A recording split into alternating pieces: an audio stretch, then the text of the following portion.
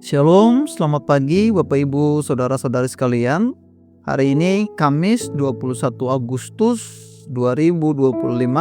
Saya Pendeta Mike Sahetapi, Gembala Sidang GKW Fata Solear, mengajak kita sekalian untuk mengikuti renungan harian yang dikeluarkan oleh Sinode GKO. Namun sebelum itu, mari kita berdoa. Kami mengucap syukur buat perbuatan Tuhan yang besar dalam hidup kami, yang telah menyertai kami dari malam sampai pagi hari ini. Dan sebelum kami menjalani aktivitas kami sepanjang hari ini, kami ingin dipimpin, dipandu oleh firman-Mu sebagai pelita dan terang bagi jalan kami. Roh Kudus, terangi hati kami melalui kebenaran firman ini. Dalam nama Yesus kami berdoa, amin.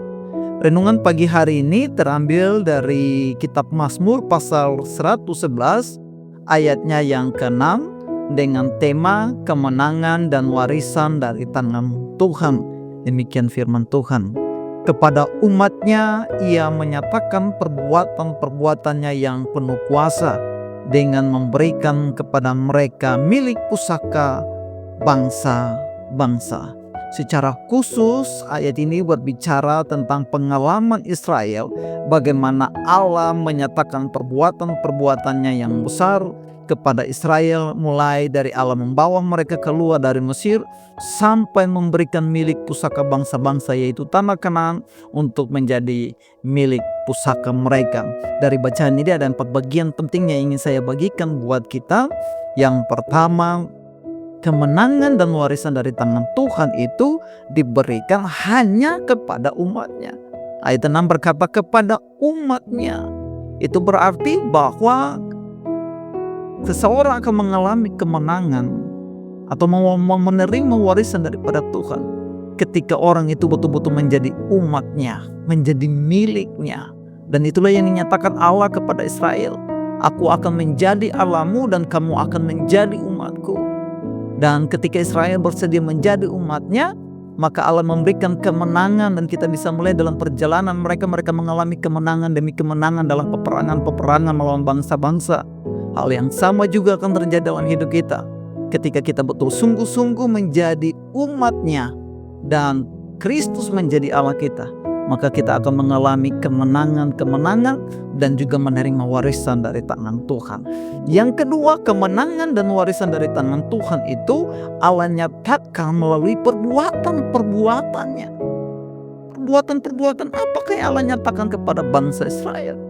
Bagaimana Allah menyatakan perbuatan itu lewat tiang awan pada waktu siang maupun tiang api pada waktu malam, dengan tujuan untuk menerangi mereka pada waktu malam dan menghangatkan mereka dan melindungi mereka dari panas teriknya pada waktu siang, sekaligus sebagai tanda untuk Allah menuntun mereka. Hal yang sama juga, kemenangan dan warisan dari tangan Tuhan Allah bisa nyatakan melalui perbuatan-perbuatan Allah dalam kehidupan kita. Dan banyak sekali kita bisa melihat perbuatan-perbuatan besar dalam kehidupan kita, bagaimana Allah memelihara kita sampai hari ini. Allah menolong kita terhadap setiap persoalan-persoalan, pergumulan-pergumulan yang kita hadapi, terhadap setiap tantangan-tantangan yang kita alami. Namun kita bisa meraih kemenangan karena Allah yang menyatakan perbuatan-perbuatan itu, bukan karena kehebatan kita, bukan karena kekuatan kita.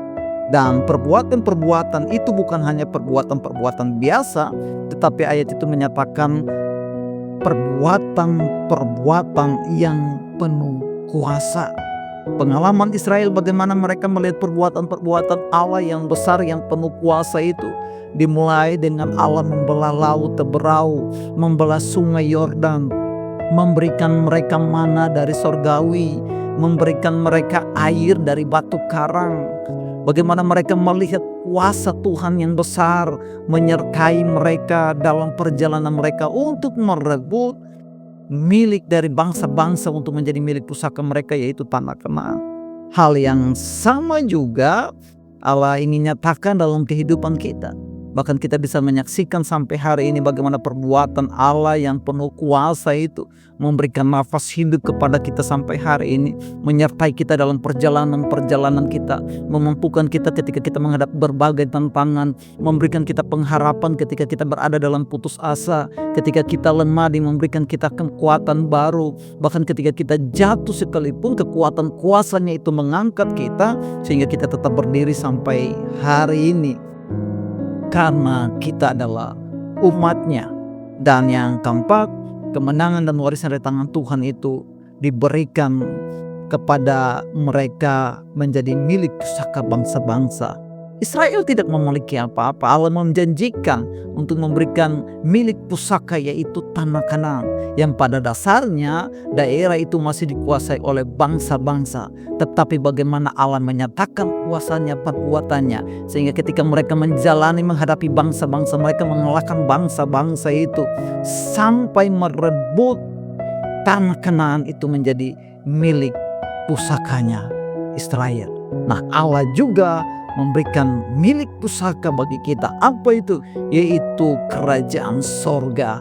Allah memberikan itu menjadi milik pusaka kita ketika kita mau menjadi umat-Nya dengan sungguh-sungguh.